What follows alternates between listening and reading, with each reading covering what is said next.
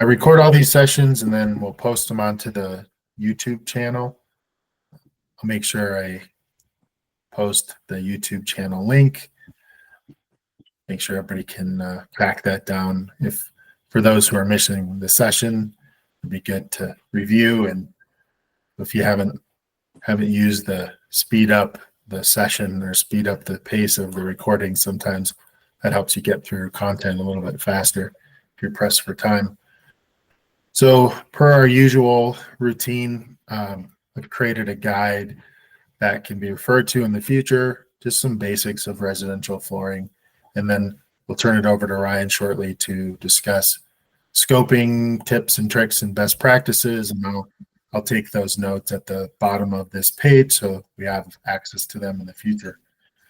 Kind of just a quick overview. I tend not to want to get into the intimate detail of everything on these training guides, but here for your reference. First section, just kind of covering the overview of the different flooring materials, hardwood, engineered, laminate. I think based on my experience, you end up getting into some interesting debates with homeowners about hardwood versus a true wood veneer or engineered wood, because some hardwood comes with a finished layer on top. Some hardwood, of course, requires sanding and finishing. So lot we could dig deeper into in each of these materials, but it's kind of a basics of pros and cons and installation methods. Laminate. I go into a more in-depth comparison of luxury vinyl tile versus luxury vinyl plank, LVT versus LVP. LVP is all the rage these days and a very common product because you've got such a wide range of materials. You've got your sort of lower end water resistant LVP and then the full waterproof LVP. And they can print just about any pattern known to man on these two different material types. So I've given you key differences between LVT and LVP. The primary version is LVT is kind of emulating a tile, whereas LVP is emulating a laminate floor plank or hardwood floor plank. But you can see some of the, comparisons and more detail. Of course, as we get into tile, you have your ceramic and porcelain or other natural stone options, cork, which is probably pretty rare, but we do have a lot of homes and upper scale homes that we're going to run into unique flooring types, linoleum, the basics, old school stuff, and then some insulation techniques that you can dive deeper into at your discretion. When in doubt, which I tend to promote this, when in doubt, you have a question, take a picture, search for it using the Google AI or Apple AI to find the material. Or if you have a question, just ask your Perplexity, Chat GPT. You'll find a almost instantaneous answer with a tremendous amount of detail. If you figure out the right questions to ask, you'll get specifications, comparisons, pros and cons, availability, suppliers of different material types. There's really kind of an endless amount of information out there that Perplexity and ChatGPT and Claude can provide you. All right, with all that said, let's get to scoping for flooring. So, Ryan, you ready? Yeah. Scoping, again, we've talked about this a lot. When we scope, we should be scoping from the floor up. So it's one of the first things you're going to be looking at. Couple things to think about when you're scoping this is how old is the floor? Can it be matched? This is where I would say ITEL can kind of help, but at the same time, what ITEL cannot do is tell you if that dye lot is available. Generally, after about 2 to 5 years, actually, I think it's 2 to 3, but Sometimes you can find it after 5, just depends on how popular it is. They won't make that same, they'll make something that looks similar, but it might have a different dialog to it. So the color's off. And then what happens is when you start putting the planks together, it looks different. For those of you that have seen, like laminate floors or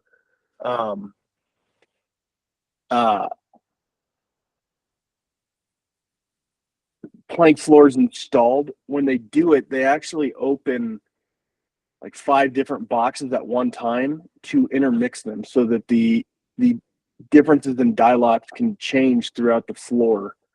It's hard to do that when you're replacing a floor that's a couple years old. So that's just something to think about.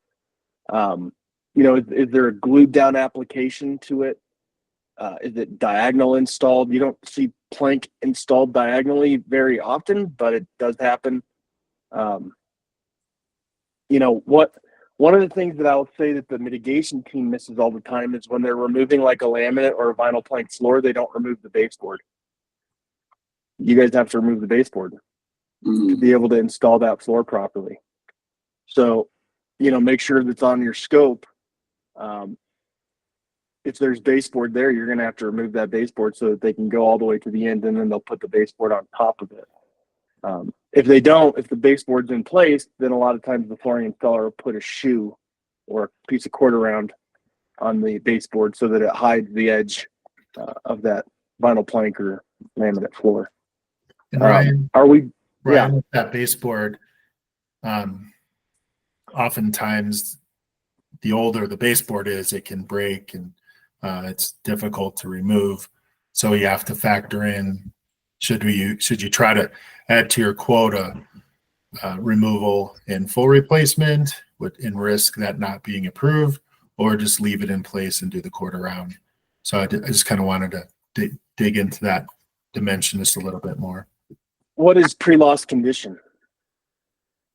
Right? Like that's what we have to think about is was there a quarter round there before? Now an adjuster might argue with you and say, well, this can be done in an acceptable method. Yeah, sort of.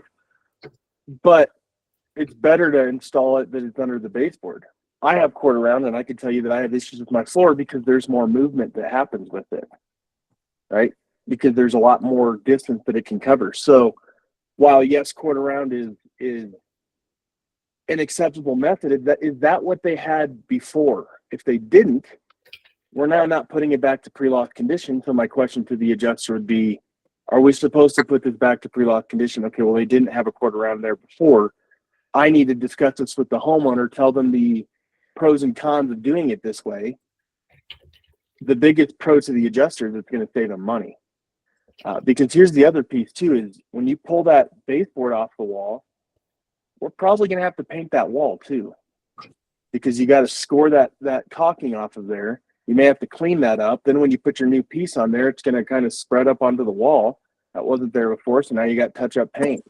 Are you just going to touch up the little edge, or you probably not? You might have to paint the whole wall. So there's a few factors to think about when you're dealing with baseboards.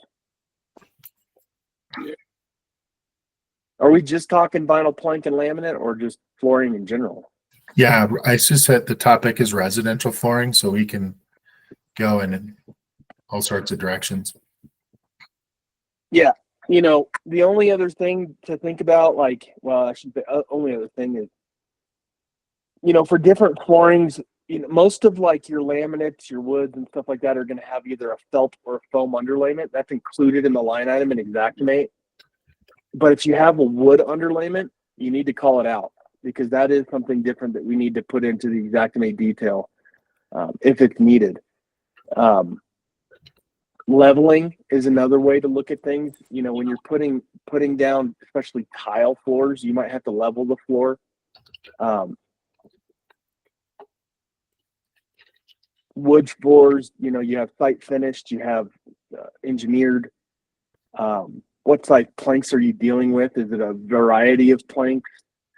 Xactimate can only do so much, guys. And this is, I was talking to Galen yesterday. I don't know if he's on here or not, but we were talking about Xactimate stuff.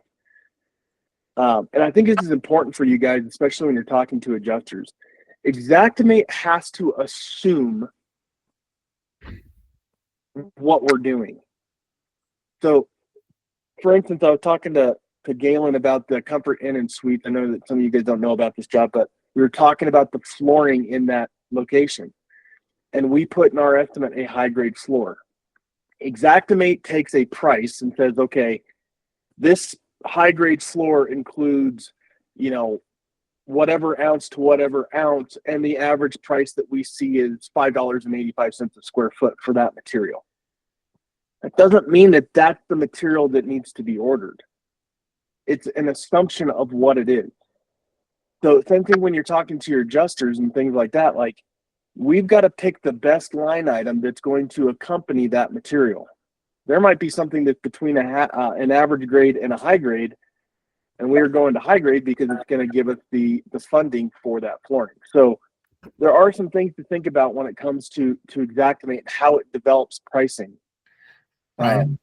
To that point, just maybe less common than not, but with a hotel like Comfort Suites, who may be providing the carpet, we just put in the carpet finish, if you want to call it that, put in high grade. Labor, you get the labor correct, as opposed to a low grade carpet that may require less installation precision or something. Yes, still some things to factor, and I guess I'm going to talk about commercial here for just a second.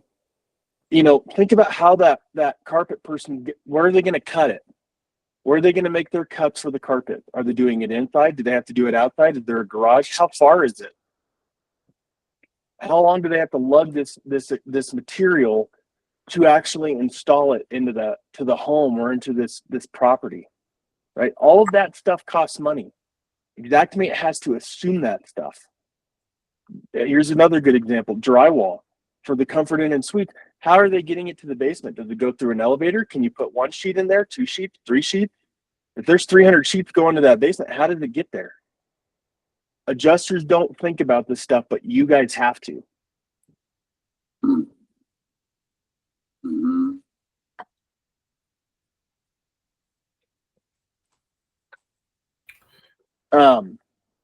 Yeah, I mean, flooring's one of those things that, you know, there are details that matter with flooring. Carpet is usually what is the weight of the carpet? How thick is the pad? Wood, you're going to have a variety of different wood: red oak, bamboos, corks, laminates, engineered, beveled edge. So anything that you're looking at, and this goes for any product, think of the details of that product. What am I looking at? What is the important features of this product? There's too much to go into in a 30-minute conversation, but I'm happy to take questions related to flooring and scoping flooring that you might have. Let's talk a I little think bit. Ken probably has a ton of Ken, are you the one that came from Belfour? Yeah. Yes, sir. Okay, yeah. I'm pretty sure Ken has a lot of knowledge in this realm as well, that he can speak to from his experience on a project manager standpoint. The only thing that people look over is when they're pulling out real hardwood floors and putting laminate back in, not putting an extra layer underlayment. Because now you're going to go around and all your baseboards are lower. All your casings are short. Yep. Thank you. So I'll put that in the notes. Ken, we weren't going to go too deep into commercial, but you've got a couple commercial, or at least one big commercial project pending. Anything unique with scoping out a larger commercial flooring? I do it all about the same way. I look over the numbers because obviously your commercial is going to be a little bit higher grade. Numbers going to be higher. That's why I kept trying to get a little bit more money, jacking it up a little bit more, just to kind of experience and being at a school more time, because you're not going to be able to back right up to the classroom. You're going to have to cart everything through through the school. It's just logistics mainly on Yep. commercial. You know, is it on the 20th floor? You got to put everything in an elevator. It's all time consuming. Yeah, it's a That, great. and you might have high traffic too. Like Exactly. there are products that can do like high traffic for commercial. Xactimate, I think on some things has high traffic, but on others it doesn't. So we have to base it on grade. But it is certainly something. It's a different. I don't know what they do to the product, but they probably don't do shit to the product. They just call it and make it more expensive. But It's got a higher wear coating on it. yeah, Ryan, in the case of, in this example that we're referencing a project for a school, the hours available to work are after school's out. So it'd be, call it 3 to whatever, 10 or 11. How do you note that, or how does that show up in Xactimate to account for kind of off hours and overtime, that sort of factor? yeah, you know, those are tough. There's two forms of thought that end up happening with after hours reconstruction, because there aren't line items in Xactimate that do after hours for Recon. So either one, we have to adjust the labor by having a discussion with the adjuster and saying, hey, these are after hours, we're going to have to pay a little bit more, so we're going to take the amount and multiply it by 1.5 so that we can account for the overtime that it had. Now, the second part to that is an adjuster, and this is where it gets a little tough, is, well, yeah, but you're just shifting schedule. So a lot of times with reconstruction, the subcontractor might not do work during the day because they're resting all day to work night shift, which theoretically they may not get overtime for. You just have to be able to account for it and say, no, this team is working all day. They'll be working from 5 to midnight. Then they go home. You just got to make sure you communicate how is this actually being done so that those numbers can be adjusted. Okay. Great. Let's talk about tile. What are some of the logistics with scoping tile? You know, you got the different backer boards and different, installation and a lot more labor. So talk a little bit about considerations for tile. Yeah. So, similar to what Ken just said, is with tile too, and same with what Matt just said, is there's different type of board. Like sometimes they use a plywood, which not a good idea. Usually you want to use a cement board or something like that, but they do have Sluter boards for floors, different things like that they're more of like a membrane style. What are we dealing with? If you're dealing with Sluter, you're going to see it's like an orangish honeycomb looking board. Is there a mortar bed? Do you have to level the floor? So like with concrete, you may have to do a floor leveler first, then do your mortar, then your tile.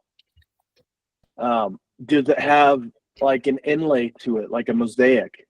If you guys remember, we went when we were in Denver, for those of you that were in Denver when we did that training for everybody, we looked at the tile that was in that entryway, that slate. So is it ceramic? Is it slate? Is it marble? What kind of tile are we dealing with? And if you don't know, take a picture of it. If you have to, send it to ITEL. It'll tell you they'll tell you what kind it is, at least. It may not tell you where to find it. But we looked at that tile, and if you remember, the tile baseboard was 2-inch stacked on top of 2-inch. That's going to take longer. There was like an inlay of mosaic tile through that entryway. All of that stuff costs more money, and it was diagonal lay. So all of that stuff, you have to consider all of these little details when you're dealing with tile, so that you can make sure you're accommodating what it is. Because if we put in just a normal average grade ceramic tile and didn't think about the diagonal lay, the mosaic, so on and so forth, you're going to lose a copious amount of money that would be going to, because that's a lot of labor to think about. And then does this things like the spacers, and is that just sort of factored into the material cost? Yeah. I mean, most I think you see it more commonly now where people are using spacers. Most like old school tile guys don't use spacers. They just eyeball it, and they're usually pretty damn close. But especially when you get into track home stuff, they don't space it. They just eyeball it. They're going quick. Okay. All right. So let me glue down hardwood, vinyl cork, linoleum. I guess that's probably an important factor, especially the thinner materials. But making sure you understand call it just how the flooring is attached, because glue down versus a nailed hardwood versus a floating have different labor implications. Yeah. Obviously, a nailed wood floor is going to take a little bit longer than snap lock. Yeah. And if there's a herringbone or any kind of hardwood pattern, how does that manifest in the scope? Just you note herringbone, and then you guys know to make it a high grade, or something to that effect. How does that show up? Yeah, obviously we I don't know if there's herringbone in.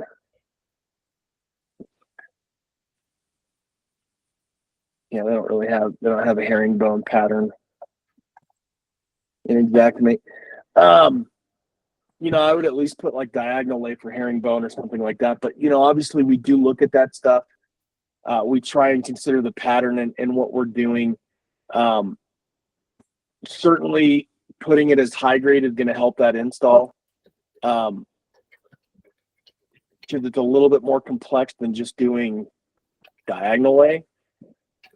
But it's close. Okay.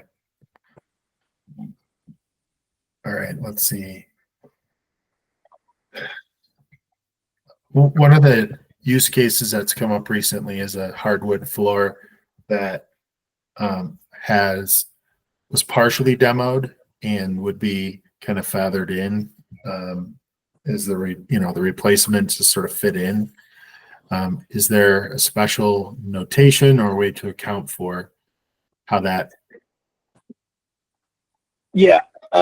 If it's a site finished floor, okay, that can be sanded and refinished. We can lay thin if it's like a red oak, something like that. Something that you can find at, a store or whatever. Certainly those can be laced in. Usually we use labor hours for that, for the lacing in. But if you're dealing with something that's not common, again, if it's site finished, you're going to stain it. So the wood, they'll take the finish off.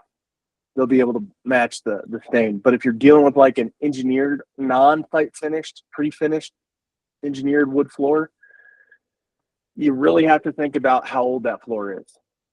If it's not, probably within 2 years, and even at 2 years, you're going to struggle to find it. The dialots are going to be different. The way that it looks is going to be different. You're probably going to have to remove that whole floor to match it. And that's honestly, guys, like, especially when it comes to like vinyl planks, laminate floors, you might just consider doing that anyway. Don't remove it until you talk with the adjuster, though. But let's put that in the estimate that, hey, we're going to remove the rest of this floor and replace it with new so that it matches. Let the adjuster argue you on it. Because you can listen, my understanding of this floor is 3-4 years old. I'm not going to be able to find the same dialot. You're going to learn a lot from that adjuster of what is their skill. You're going to run into them again. Do they understand construction? What can you get away with this adjuster? As long as you're giving them proper justification, this is an older floor. I'm not going to find the same dialot. So if we put this and try and lace it in, yes, we might be able to lace it in so that the new floor matches, but you're going to see the transition to the old floor. We need to remove the whole thing. Ryan, I'm gonna throw you a curveball since it's opening day for baseball. One question that keeps coming up is adjusters are refusing to pay overhead and profit. So how do you manage that objective? What are some thoughts on how we best manage that objection? Well, there's a couple ways to go about it. Obviously, we want to work with the adjuster as much as possible.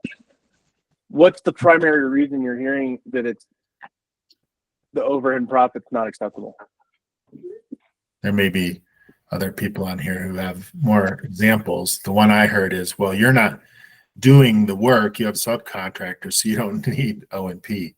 I mean, there's not a logic to it. It seems ridiculous, but That's actually illogical. It's the way that Xactimate works is that the line items that are calculated as far as that's from subcontractor. We're a general contractor, so we hire subcontractors to do that work.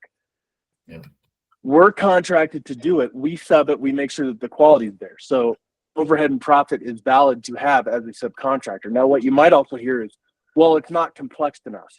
There's two things to that. Number one, that's a very subjective comment. What are we dealing with? Well, you're just blending and texturing drywall. Have you ever done that before? Because there's skill that goes into blending texture.